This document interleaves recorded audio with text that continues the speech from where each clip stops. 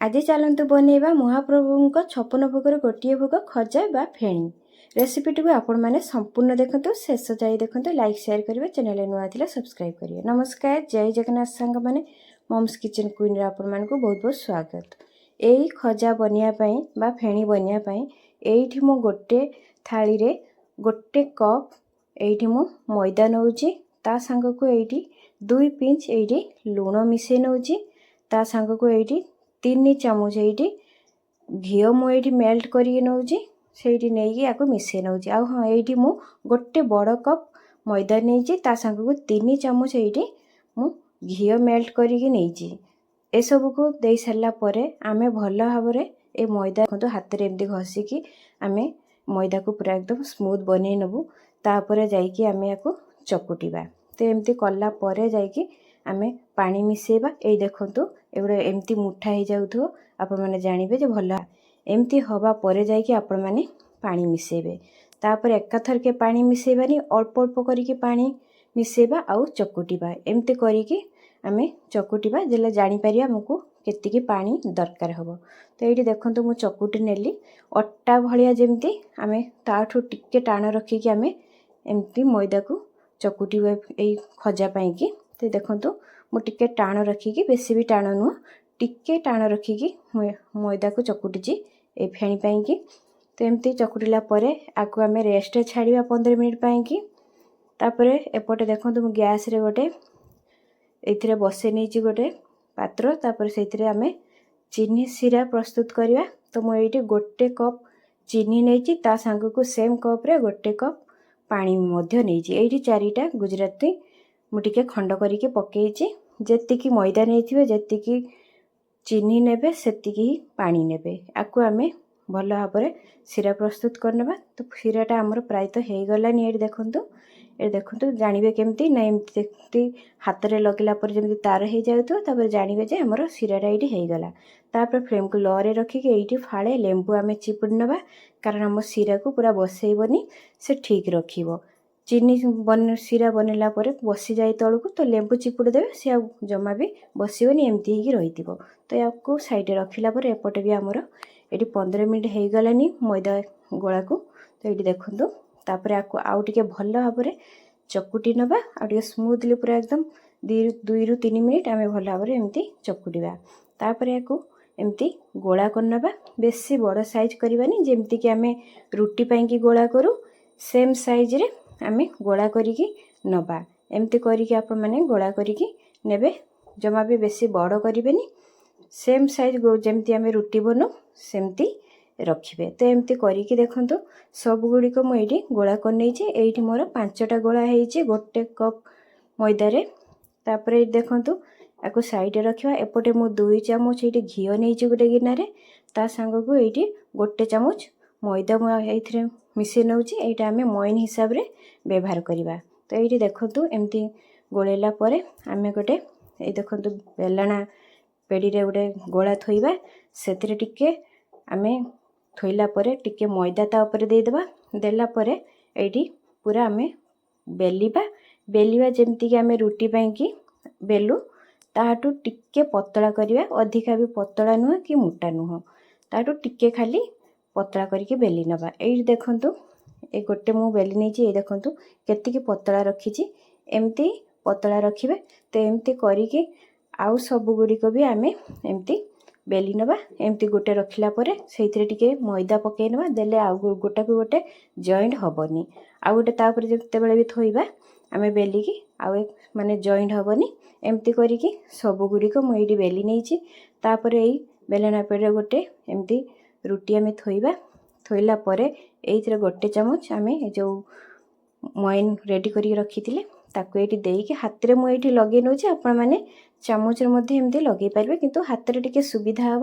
ତ ମୁଁ ଏଇଠି ହାତରେ ହିଁ ଭଲ ଭାବରେ ଏଇଥିରେ ଲଗେଇ ନେଇଛି 1 ଚାମଚ ଦେଇକି। ତାପରେ ଆଉ ଗୋଟେକୁ ମଧ୍ୟ ଏମିତି ଥୋଇକି ଆମେ ମଇନ୍ ଲଗେଇ ନେବା। ଏମିତି 1 ଚାମଚ ମଇନ୍ ଲଗେଇଲା ପରେ ଏମିତି ହାତରେ ଲଗେଇ ନେବା, ବା ଆପଣମାନେ ଚାମଚରେ ଲଗେଇଦେବା। ତ ଏଇଠି ଦେଖନ୍ତୁ, ସବୁଗୁଡ଼ିକ ମୁଁ ଏଇଠି 5ଟା ଯାକ ଏଇଠି ମୁଁ ଭଲ ଭାବରେ ଏଇଠି ଦେଇଦେଉଛି। ତ ଏଇଠି ଦେଖନ୍ତୁ, ଏଇଠି ସବୁଗୁଡ଼ିକ ମୁଁ ଏମିତି କରିକି ଦେଇଦେଲି। ସବୁଥିରେ ମଇନ୍ ବି ଲଗେଇ ନେଇଛି।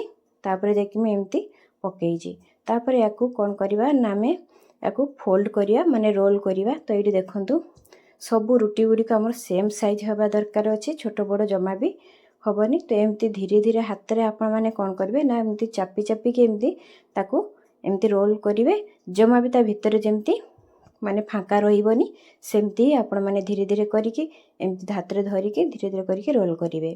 तो एमती रोल कला परे जो लास्ट पार्टटा अच्छी से आम टे पानी लगे नवा पानी लगेला परे जाइकी आम याकू पुणी याकू माने रोल करनवा जहाँफल आउ से भल भाव सेट हो। तो ये देखो मुझे ये साइड टे पानी लगे नौची पानी लगेला परे याकू मु पुणी याकू फोल्ड कर दूची एमती भल भाव एमती आम फोल्ड करनवा। फोल्ड कला परे एमती हाथ टे एमती एमती बुलेकी चापिकी ताकू माने सी पूरा भल भाव एमती सेट हो। तो एमती करनवा तापर करला परे आम याकू काटिबा। तो एमती भल भाव आगे सेट करनवा तापर ये देखंतु काटिबा ये जो लास्ट पार्टटा अच्छी आमर दुई पटे ये देखंतु एटा आम रखिबानी तो माने सेम साइज आसीबनी आम खजारे। तो यहाँ आमर काटिकी फोपाड़वा बा अलगा किसी आपण मैंने जिते बड़े भी बनेबे से व्यवहार करदे। तो दुई पट एमती काटिकी आम याकू फोपाड़ी नवा तापर जाइकी आम याकू काटिबा। काटिबा आम 1.5 इंच भलिया गैप देकी एमती काटिबा 1 इंच बा 1.5 इंच भलिया ये गैप देकी काटिबे। तो मुझे 1 इंच गैप देकी एमती सबू गुड़िक एमती देखंतु एमती धीरे हाथ में धरिकी एमती मु 1 इंच छाड़िकी एमती काटी नौची। आपण मैंने चाहिए 1.5 इंच छाड़िकी भी काटी पारिबे बा आठू बड़ खजा मध्य आपण मैंने बनै पारिबे। तो एमती करिकी मु सबू गुड़िक एमती देखंतु सबू गुड़िक एमती मैदार ये गुड़िक मु कट कर नहींची आ भितर भी केते सुंदर देखंतु लाछा भलिया होईची। तो याकू एबे साइड रे रखिबा तापर गोटे ये देखंतु गोटे को आनिकी आम ये बेलना पेड़ी रे एमती थोइबा एम जेमती कि मु थोउची तापर एथिरे टिके मैदा तापर एमती लगे नबा। तापर आम याकू कौन करवा ना देखंतु ये 2 आंगुली साहाय्य रे आम एमती तळ ऊपर टिके एमती करि नबा माने कला परे किंतु ये मझीटा किंतु जमा भी आम माने टिके ऊंचा रखिबा। तो 2 पट खाली टिके खाल भलिया एमती करि नबा।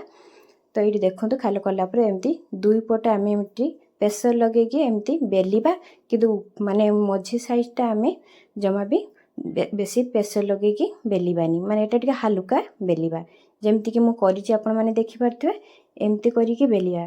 तो आउ गोटे मध्य मु आपण मानकु देखि दउछि ए देखंतु एमती मैदा लगेला परे एमती एपट माने देखिबे ए देखंतु एमती करिकी मु 2टा आंगुली साहाय्य रे एपटकू मु टिके खाल कर नउछि।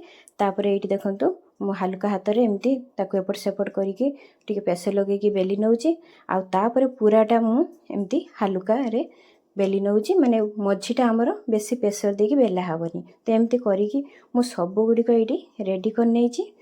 तापर एपटे देखंतु मु गैस रे गोटे पूर्वरु तेल छाणिया पई कि बसई नहींतिली फ्लेम को मु एठी लो टू मीडियम रे रखीछि आ तेल जमा भी हीट तेल रे आमे ए फेणी को छाणीबानी बा खजा को छाणीबानी तेल पूरा हल्का टिके गरम हेइतिबो तापर जाइके आमे खजा गुड़िक दबा जमा भी हाई माने तेल अधिका गरम हो गले आपण माने पकेइबेनी कारण ऊपर पूरा पुड़ी जो किंतु भीतर जमा भी क्रिस्पी हो पारिबनी।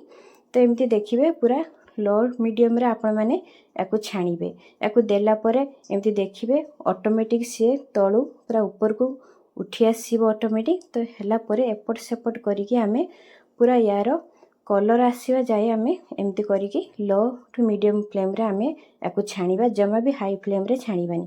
तो ये देखंतु किछि समय भितर हमरो खजाटा ये देखंतु हेई गलानी ये देखंतु भीतर बहुत क्रिस्पी हेइची एमती करिके आपण माने खजा बा फेणी छाणीबे। ये देखंतु हैला परे आमे याकू गोटे ये देखंतु जो आमे सिराटा प्रस्तुत करिके रखिथिले ना सेइथिरे आमे सब गुड़िक देदेबा। सिराटा जमा ठंडा सिरा रे देबेनी कारण जदि भी सिराटा आमर ठंडा हो जाइतिबो टिके उषम करनेबे तापर जाइकी देबे। तो एठी मु टिके ठंडा हो जाइतिला तापर मु एठी टिके उषम करला परे एको देइकी 5 मिनिट पई कि आमे छाडी देबा। 5 मिनिट परे एठी हमर रेडी हो गला खजा बा फेणी 56 भोगरु गोटिए भोग। तो ये आपण माने निश्चय बनातु देखिबे बहुत ही बढ़िया लागिबो। ଭଗବାନଙ୍କ ପାଖରେ ଭୋଗ ଲଗାନ୍ତୁ ବା ଆପଣମାନେ ଘରେ ଏମିତି ବନେଇକି ଖାଆନ୍ତୁ। ଆକୁ ଆପଣମାନେ 15ଠୁ ମାସେ ଯାଏ ରଖିକି ଖାଇପାରିବେ। ତ କେମିତି ଲାଗିଲା କମେଣ୍ଟ ମାଧ୍ୟମରେ ନିଶ୍ଚୟ ଜଣାଇବେ। ଯଦି ଭଲ ଲାଗିଥାଏ ତାହେଲେ ପ୍ଲିଜ୍ ଲାଇକ୍ ସେୟାର ସବସ୍କ୍ରାଇବ୍ କରିବେ। ପୁଣି ଦେଖା ହେବା ଆଉ ଗୋଟେ ନୂଆ ରେସିପିରେ। ସେତେବେଳେ ରହୁଛି। ଜୟ